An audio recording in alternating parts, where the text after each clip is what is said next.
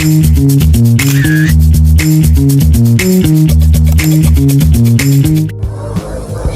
semuanya, perkenalkan nama saya Zafia Jahro dengan NIM 2288240086. Saya merupakan mahasiswa pendidikan Sejarah Untirta semester 4.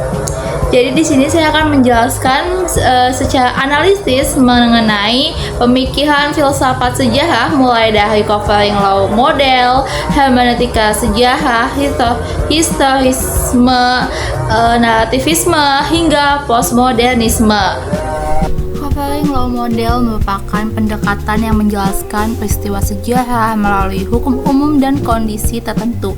Tokoh utamanya adalah Karl G. Hempel. Menurut pendekatan ini, sejarah dapat dijelaskan secara ilmiah jika suatu peristiwa dapat dikaitkan dengan sebab umum yang berlaku dalam banyak kasus.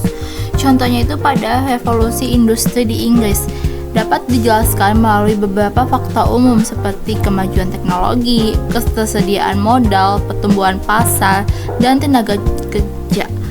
Jika fakta-fakta itu hadir, maka perubahan dari ekonomi agraris ke ekonomi industri lebih mungkin terjadi.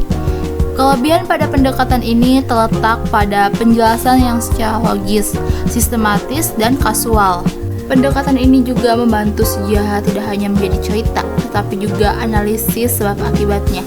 Kelemahannya, pendekatan ini terlalu dekat dengan model ilmu alam. Padahal, sejarah manusia tidak selalu bisa dijelaskan dengan hukum umum karena melibatkan makna, nilai, kehendak, dan situasi yang unik. Hermeneutika sejarah adalah pendekatan yang menekankan penafsiran makna. Sejarah tidak hanya menjelaskan sebab, tetapi juga memahami maksud, pengalaman, simbol, teks, dan tindakan manusianya. Tokoh penting antara lain Wilhelm Dietrich, Hans-Georg Gadamer, dan Paul. Contohnya itu pada Proklamasi Kemerdekaan Indonesia 17 Agustus 1945 yang tidak hanya dapat dijelaskan sebagai akibat kekalahan Jepang saja. Peristiwa itu juga harus ditafsirkan sebagai tindakan politik dan simbolik yang menyatakan kehendak bangsa untuk merdeka. Kelebihan hermeneutika sejarah adalah kemampuannya untuk memahami makna yang hidup di balik peristiwa ini. Pendekatan ini cocok untuk membaca teks sejarah, pidato, simbol negara, dan tokoh. Kelemahan pada pendekatan ini adalah hasil tafsir yang bisa berbeda-beda.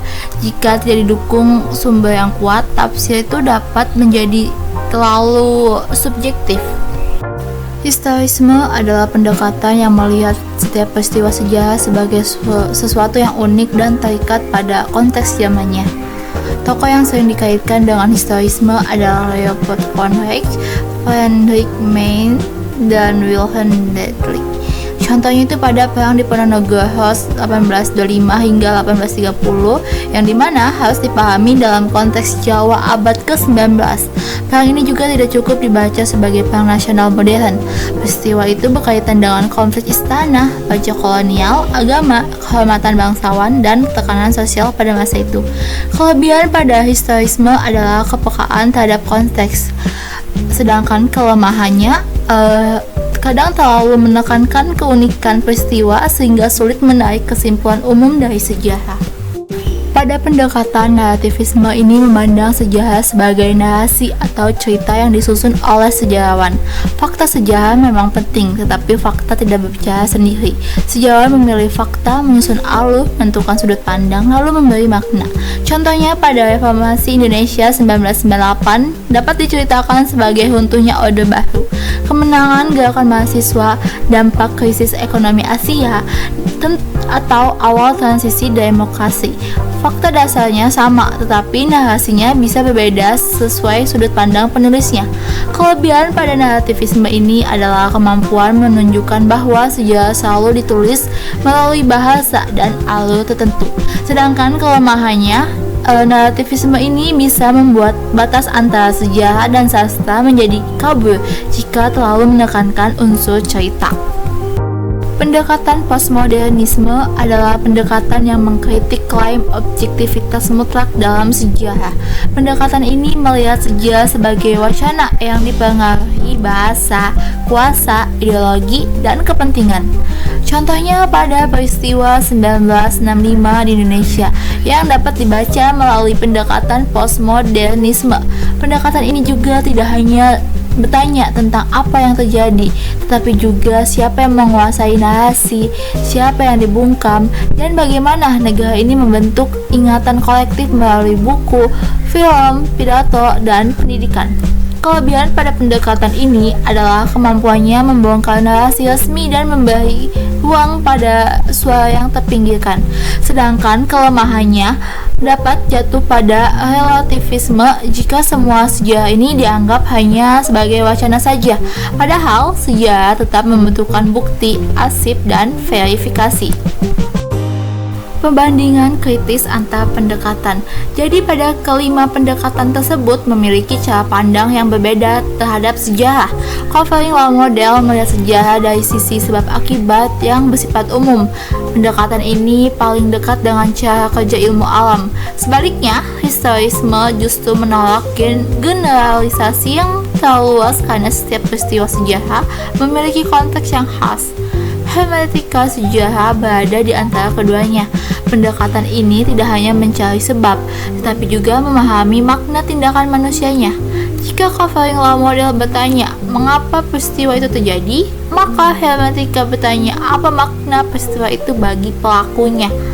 Narativisme bergerak lebih jauh dengan melihat bahwa sejarah selalu hadir dalam bentuk cerita. Sejarawan tidak hanya menemukan fakta, tetapi juga menyusun fakta menjadi narasi yang bermakna. Karena itu, narativisme membantu kita memahami bahwa cara menulis sejarah sangat mempengaruhi cara pembaca memahami masa lalu. Postmodernisme ini menjadi pendekatan yang paling kritis. Ia tidak hanya membahas sebab, makna, konteks, atau narasi saja, tetapi juga membongkar hubungan antara sejarah dan kekuasaan.